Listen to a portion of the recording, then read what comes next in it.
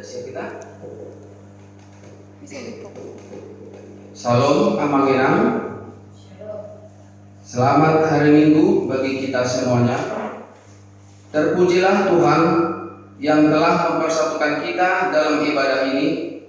Mari kita satukan hati dan pikiran kita untuk memuji dan memuliakan nama Allah. Dengan hati yang damai, mari kita mulai ibadah kita dengan berdoa dalam hati masing-masing.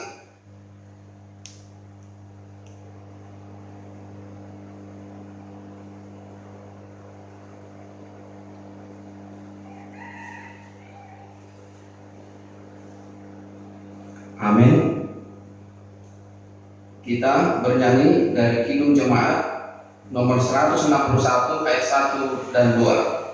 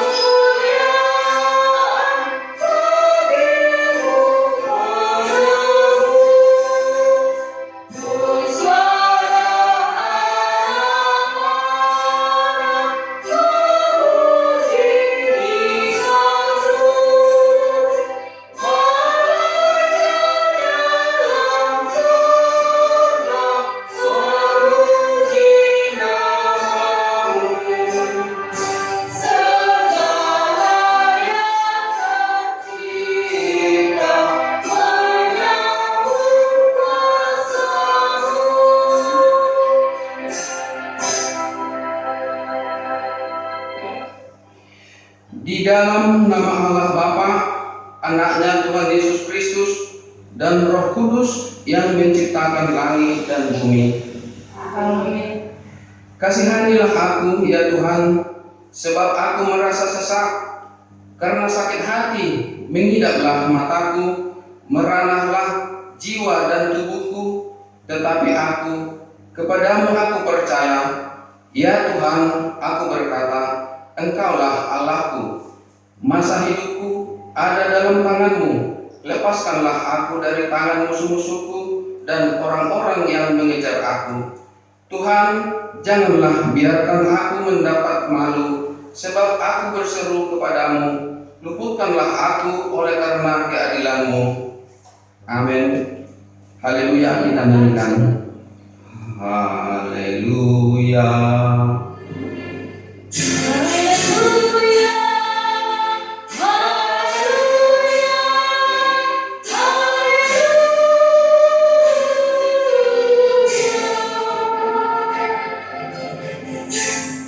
Marilah kita berdoa.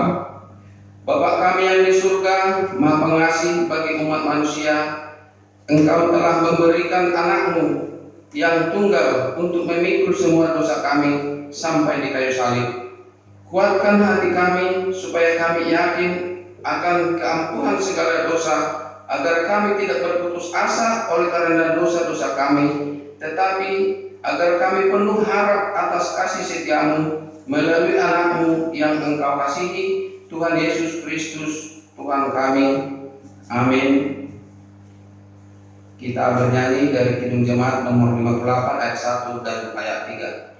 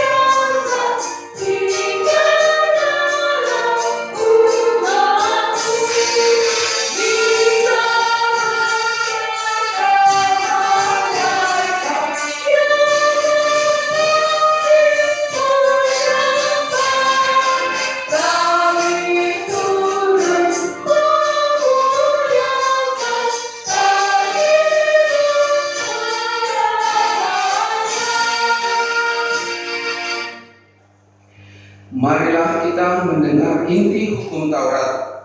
Kasihilah Tuhan Allahmu dengan segenap hatimu, dan dengan segenap jiwamu, dan dengan segenap akal budimu.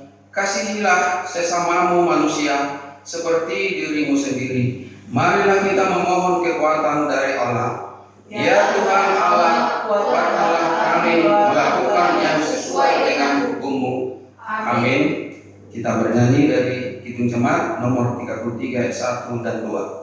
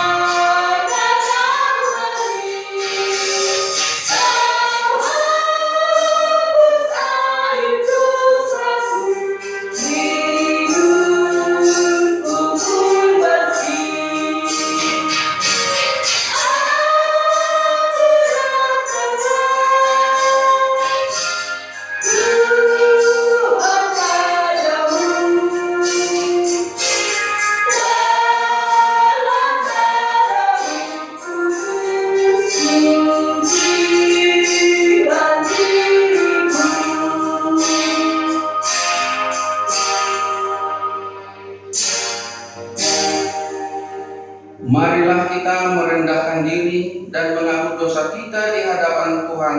Kita berdoa.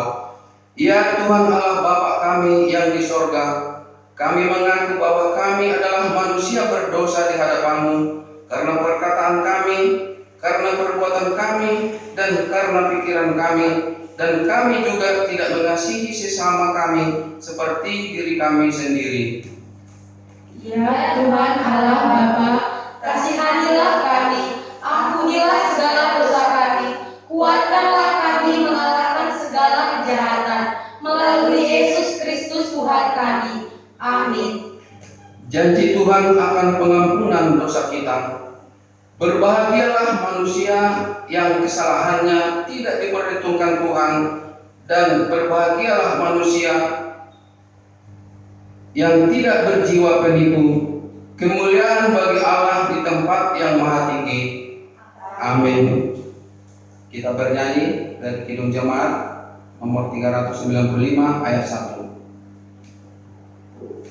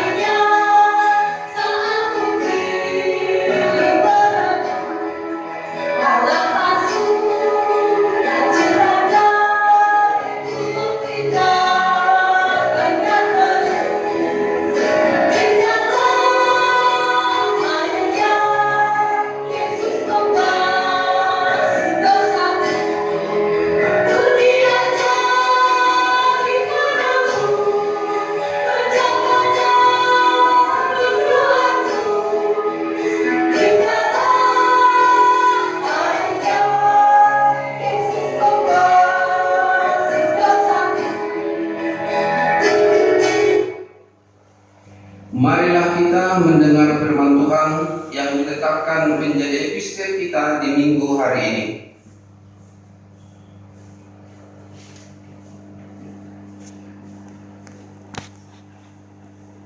Epistel kita pada minggu ini 5 April 2020 diambil dari Yesaya 52 ayat 7 sampai 12.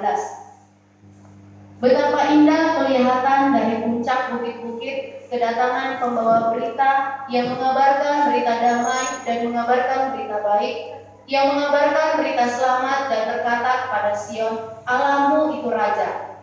Dengarlah suara orang-orang yang mengawal engkau, mereka bersama bersorak-sorai, sebab dengan mata kepala sendiri mereka melihat bagaimana Tuhan kembali ke Sion. Bergembiralah, bersorak-sorailah bersama-sama, hai reruntuhan Yerusalem, sebab Tuhan telah menghibur umatnya, telah menebus Yerusalem. Tuhan telah menunjukkan tangannya yang kudus di depan semua mata bangsa, maka segala ujung bumi melihat keselamatan yang dari Allah kita. Menjauhlah, menjauhlah, keluarlah dari sana. Janganlah engkau kena kepada yang najis. Keluarlah dari tengah-tengahnya, sucikanlah dirimu, hai orang-orang yang mengangkat perkakas rumah Tuhan.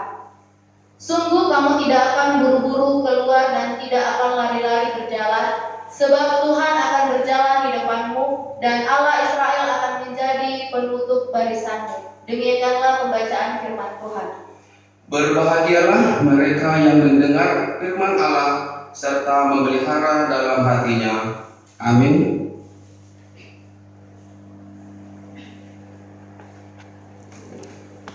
Kita bernyanyi dari Kidung Jemaat nomor 344 ayat 1 dan 2.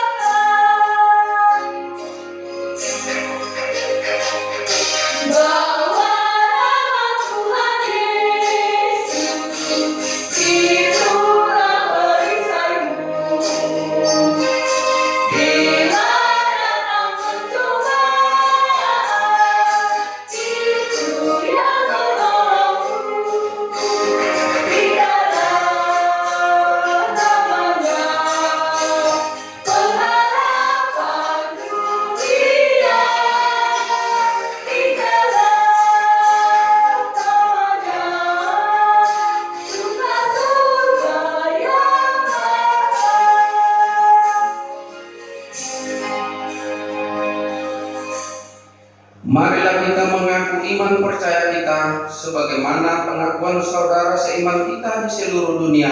Kita bersama-sama mengucapkannya. Aku percaya kepada Allah, Bapa yang Maha Kuasa, Khalik langit dan bumi. Aku percaya kepada Yesus Kristus, Anaknya yang tunggal Tuhan kita, yang dikandung daripada Roh Kudus, lahir dari anak darah Maria, yang menderita di bawah pemerintahan Pontius Pilatus, disalibkan, mati dan dikuburkan, turun ke tempat penjam maut, pada hari yang ketiga bangkit pula dari antara orang mati, naik ke surga, duduk di sebelah kanan Allah, Bapa yang Maha Kuasa. Dari sana akan datang kelak untuk menghakimi orang yang hidup dan yang mati. Aku percaya kepada Roh Kudus, adanya gereja yang kudus dan am, persekutuan orang kudus, pengampunan dosa, kebangkitan daging, dan hidup yang kekal. Amin.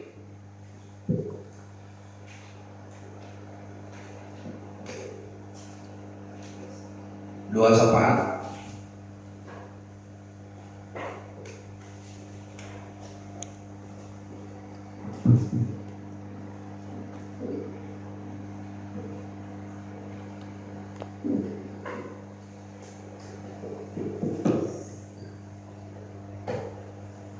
Mari kita bersatu di dalam doa.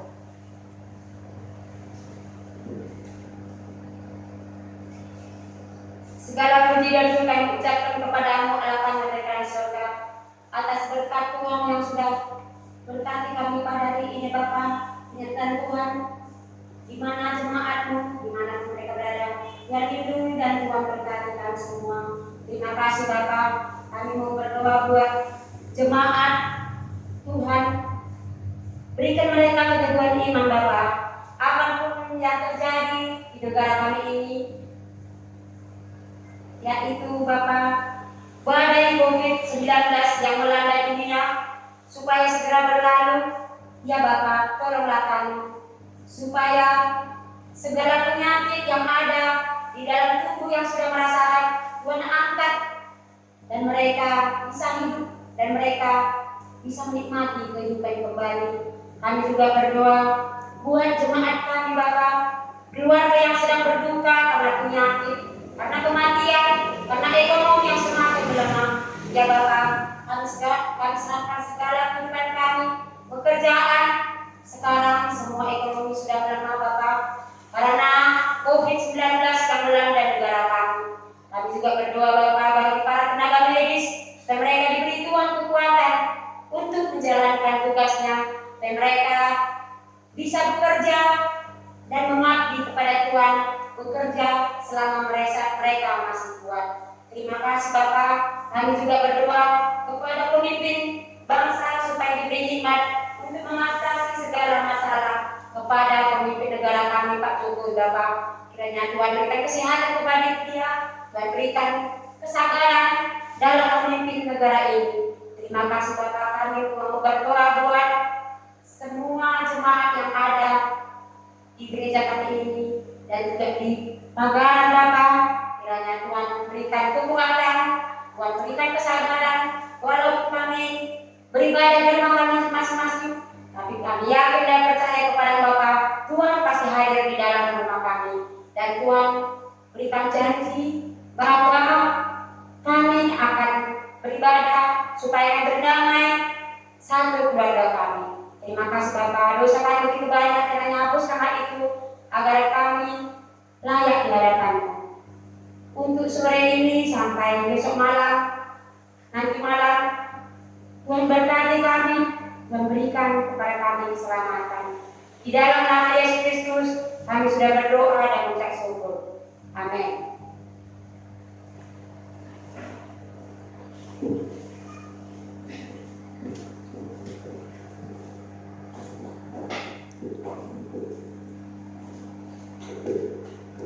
Sebelum kita mempersembahkan hal yang pertama dan yang kedua, marilah kita mendengarkan firman Tuhan yang menjadi dasar kita mengumpulkan persembahan sebagaimana tertulis pada Mazmur 50 ayat 14. Beginilah firman Tuhan.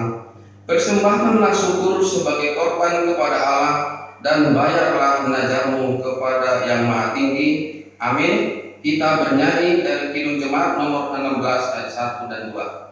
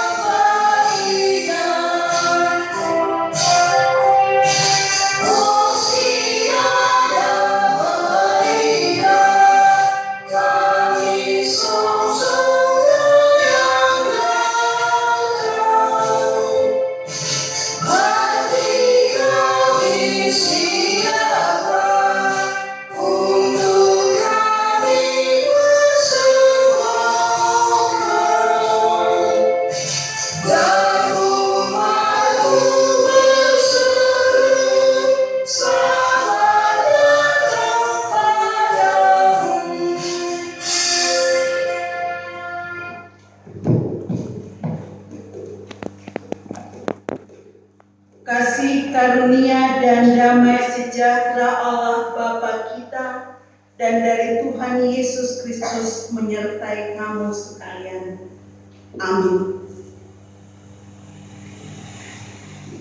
Firman Tuhan yang menjadi santapan rohani bagi kita pada hari Minggu, Minggu Palmarum, Minggu 5 April 2020, diambil dari kitab Yohanes 12 ayat 12 sampai ayatnya yang ke-19. Demikian bunyi firman Allah. Saya akan bacakan bagi kita dalam bahasa Indonesia. Dengan judul Yesus dieluk-elukan di Yerusalem. Keesokan harinya, ketika orang banyak datang merayakan pesta mendengar bahwa Yesus sedang di tengah jalan menuju Yerusalem, mereka mengambil daun-daun palem dan pergi menyongsong dia sambil berseru-seru, "Hosana, diberkatilah dia yang datang dalam nama Tuhan, Raja Israel." Yesus menemukan seekor keledai muda, lalu ia naik ke atasnya seperti ada tertulis, "Jangan takut, hai putri Sion, lihatlah Rajamu datang, duduk di atas seekor anak keledai." Mula-mula murid-murid Yesus tidak mengerti akan hal itu, tetapi sesudah Yesus dimuliakan, teringatlah mereka bahwa nas itu mengenai dia, dan bahwa mereka telah melakukannya juga untuk dia. Orang banyak yang bersama-sama dengan dia ketika ia memanggil Lazarus keluar dari kubur dan membangkitkannya dari antara orang mati, memberi kesaksian tentang dia. Sebab itu orang banyak itu pergi menyongsong dia, karena mereka mendengar bahwa ia yang membuat mujizat itu. Maka kata orang-orang Farisi seorang kepada yang lain, "Kamu lihat sendiri bahwa kamu sama sekali tidak berhasil. Lihatlah, seluruh dunia datang mengikuti dia." Kita sambut dengan pujian.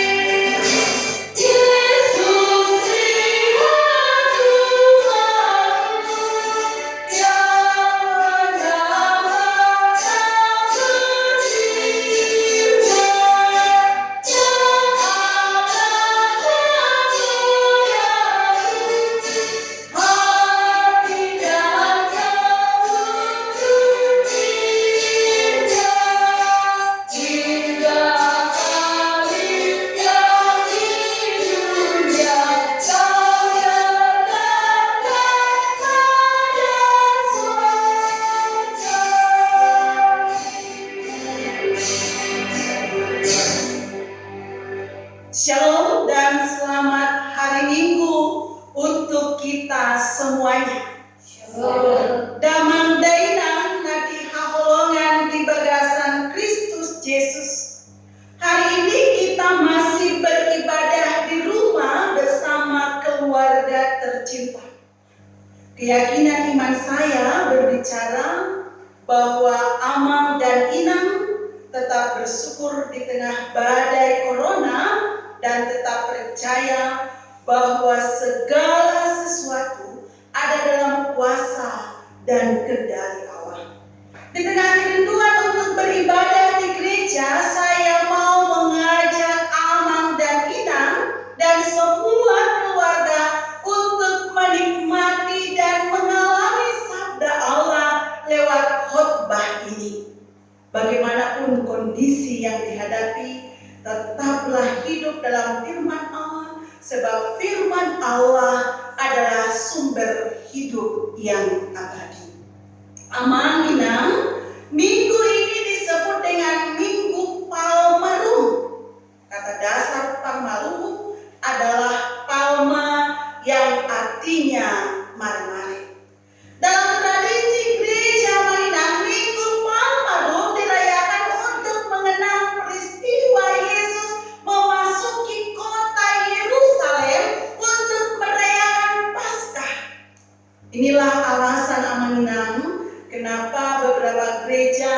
menyebut Minggu Palmarum sebagai awal pekan suci dan Minggu Prapaskah.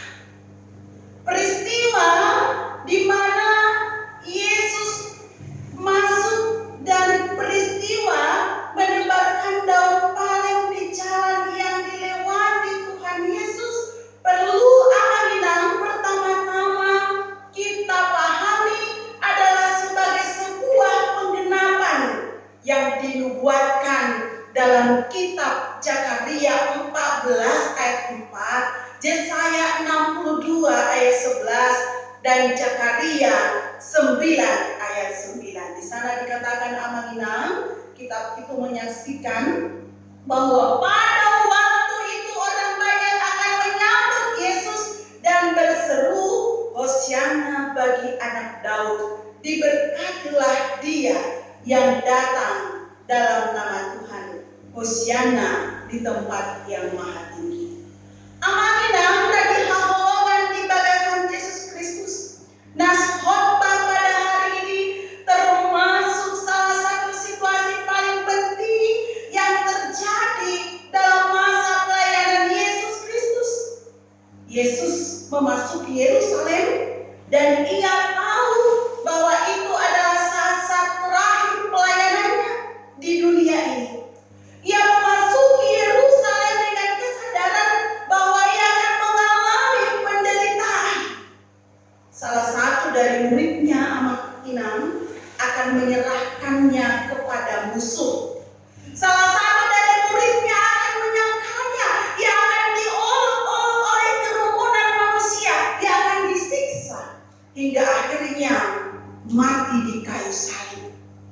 Kendati pun demikian, ia tetap melangkah dan memasuki Yerusalem menuju penggenapan firman Allah demi keselamatan umat manusia yang berdosa. Ia tidak mengelak Amak-Inam dari rencana Allah, kendati pun akan mengalami penderitaan, tetapi dengan setia berjalan menuju Yerusalem. Inilah Yesus Putra Allah Sang Mesias, setia melewati penderitaan demi keselamatan dunia. Perjalanan Yesus ke Yerusalem, Amak-Inam, perlu kita ketahui, sudah diketahui oleh banyak orang, utamanya orang Yahudi. Kedatangan Yesus mendapat sambutan yang sangat positif. Dia disambut dengan daun palem dan seruan bernada pujian. Seruan karena dalam benak mereka Yesus akan tampil sebagai pembebas mereka yang dimaknai secara politis. Setelah menyaksikan mujizat dan berbagai peristiwa ajaib yang dilakukan Tuhan Yesus, orang Yahudi semakin optimis bahwa penggenapan Mesianis sudah di depan mata. Kondisi orang Yahudi pada saat itu, Amak-Inam, dalam situasi penjajahan di bawah kekaisaran Roma, di mana ketika itu kekaisaran Romawi memerintah dengan tangan besi. Inilah penderitaan yang mereka hadapi, yang dihadapi oleh orang-orang Yahudi. Kaisar Roma menetapkan peraturan tentang pajak dan cukai yang berat, peraturan lain yang ketat, dan penyaliban sebagai hukuman mati. Ini adalah penderitaan bagi orang Yahudi pada saat itu. Jadi Amak-Inam, pada saat orang Israel menyambut Yesus di Yerusalem, mereka itu sangat mengharapkan bahwa Yesus akan membebaskan mereka. Jadi pada saat itu orang Israel dalam tradisi Yahudi berpandangan Amak-Inam bahwa Yesus itu adalah Mesias. Tetapi Mesias yang dimaksud adalah masih sebatas pembebas dalam secara politik. Jadi tidak heran Amak-Inam, kondisi sulit itu membawa pemikiran mereka bahwa Yesus akan bertindak melawan kekaisaran Romawi.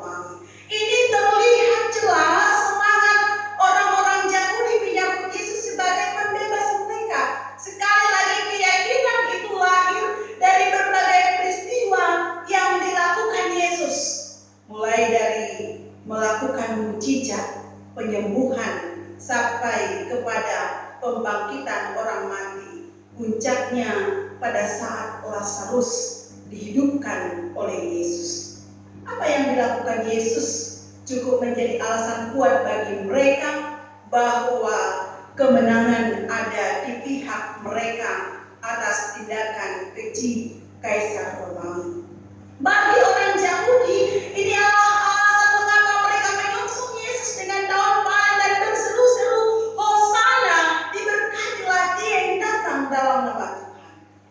Amanina, daun palem dalam tradisi Yahudi adalah simbol kemenangan dan sebuah tanda penghormatan kepada seorang pemenang atau untuk menyambut pahlawan perang yang kembali dari pertempuran. Jadi tindakan orang Yahudi menyongsong Yesus dengan daun palem mempertegas sebuah keyakinan bahwa Yesus akan menjadi pahlawan mereka yang bertindak melawan Romawi, dan seruan Hosana merupakan sebuah bentuk penekanan dari kata perintah, berikanlah kami keselamatan sekarang, yang berubah menjadi puji-pujian. Inilah amanah yang terjadi dalam sambutan untuk menyongsong Yesus Sang Mesias. Inilah yang terjadi dengan para penyurat Hosana.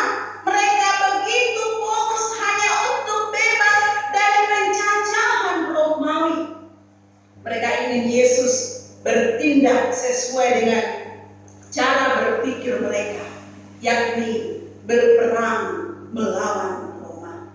Sehingga mereka melewatkan satu momen amanginang, momen yang paling penting dalam sejarah dunia, bahwa raja di atas segala raja telah datang dan memasuki Yerusalem. Kedatangannya bukan hanya membebaskan mereka dari Roma, tetapi utamanya dari segala dosa-dosa mereka. Sang Mesias telah datang, Mesias penyelamat dunia. Tujuan Yesus Sang Mesias bukan untuk melawan Roma, tetapi berperang melawan dosa. Itulah sebabnya Ia datang mengendarai seekor keledai muda. Keledai tidak dipakai oleh prajurit untuk berperang, melainkan kuda. Kuda adalah simbol dari kekuatan dan keperkasaan dan memiliki asosiasi yang kuat dengan peperangan. Dengan menaiki keledai, Tuhan Yesus hendak memberi pesan bahwa Ia adalah Mesias, tetapi bukan Mesias seperti dalam pandangan orang Yahudi. Yesus tidak akan memimpin bangsa Israel untuk melakukan peperangan dan mengusir penjajah dari tanah Israel. Yesus adalah Raja damai yang rendah hati, Raja yang lemah lembut. Ia datang untuk memberikan keselamatan kepada manusia dan mendamaikan manusia dengan Allah. Yesus adalah penyelamat dunia, jalan keselamatan, dan yang percaya akan memperoleh pembebasan dari dosa dan mewarisi kerajaan surga. Dan itu amanah dapat kita bandingkan nanti dalam Yohanes 14 ayat 6. Amanah dihaulungan di bagasan Yesus Kristus, jauh dari apa yang kita inginkan, yang kita cita-citakan, yang kita dambakan. Yang lebih baik sudah Tuhan rencanakan dalam hidup kita. Orang Yahudi masih mendambakan pembebasan dari Romawi. Tuhan Yesus sudah mempersiapkan pembebasan jasmani dan rohani mereka. Orang Yahudi masih mengharapkan seorang pemimpin politik, tetapi Yesus tampil sebagai Raja di atas segala raja. Orang Yahudi melakukan penyambutan itu sebagai ungkapan kemenangan atas Romawi, tetapi semuanya itu sesungguhnya sudah dinubuatkan sebagai bagian dari kasih karunia Allah yang menyelamatkan dunia. Amanginang dan dihampulkan di bagasan Kristus Yesus.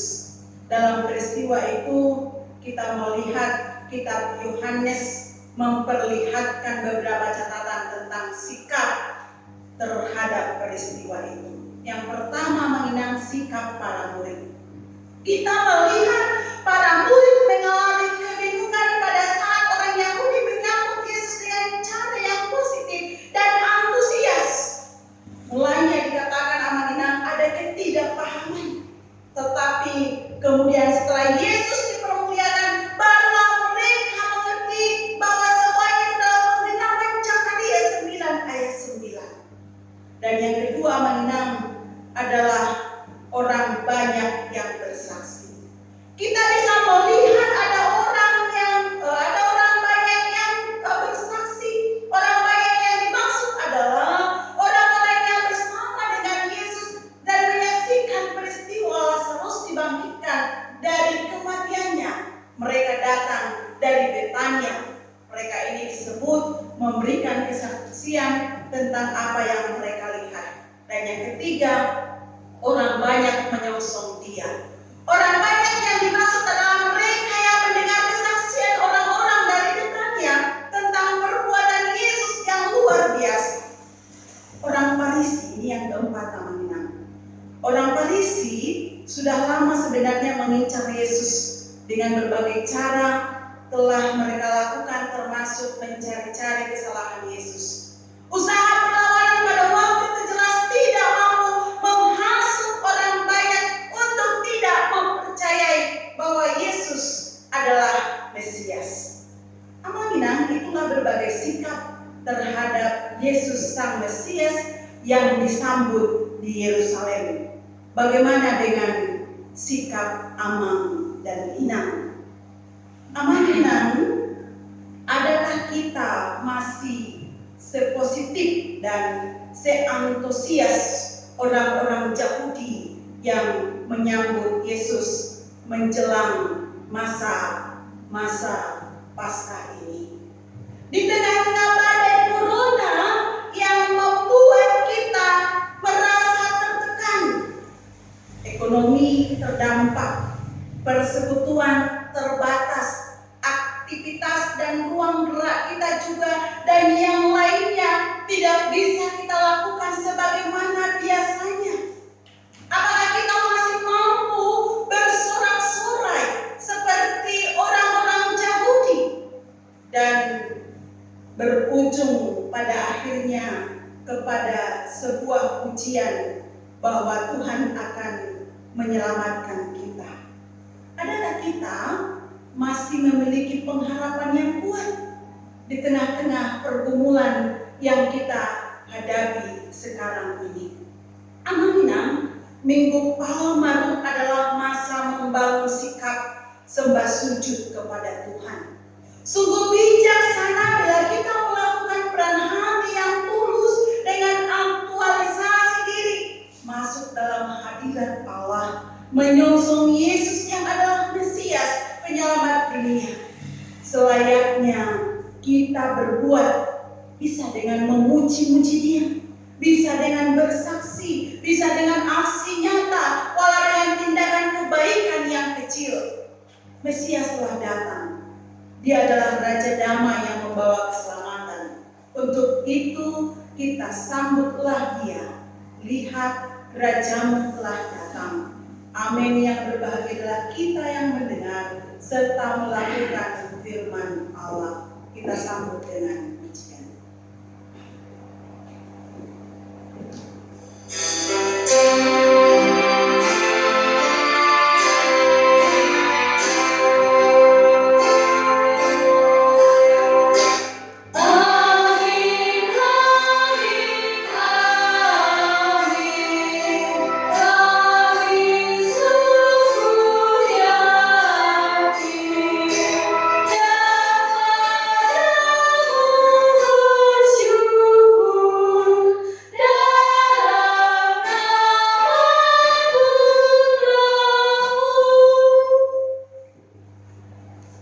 Terima kasih Tuhan Yesus untuk firman-Mu yang telah Tuhan perdengarkan.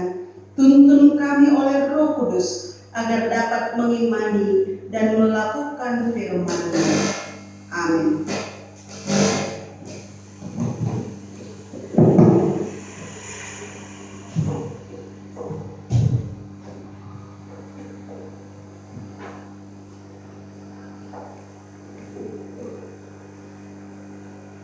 kita angkat pujian bagi Tuhan sambil mengumpulkan persembahan.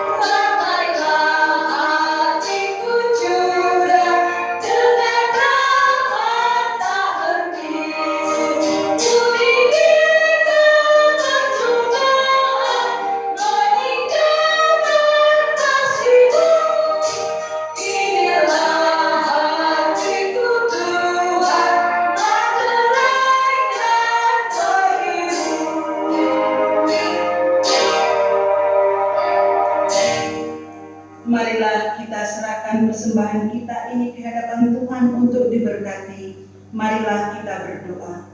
Ya Allah Bapa kami yang di surga, kami mengaku bahwa Tuhan adalah sumber dari segala karunia yang melimpah dalam kehidupan kami masing-masing. Sebahagian daripada karunia itu kami serahkan kembali sebagai persembahan kepada Tuhan. Terima dan berkati persembahan umat-Mu ini, agar dapat kami pergunakan untuk pekerjaan dan melayani kerajaan Tuhan di dunia ini. Bukalah hati kami untuk mengenal betapa banyak berkat dan karunia yang kami peroleh dari Tuhan, supaya kami senantiasa bersyukur kepada-Mu. Di dalam nama Yesus Kristus Tuhan kami. Amin.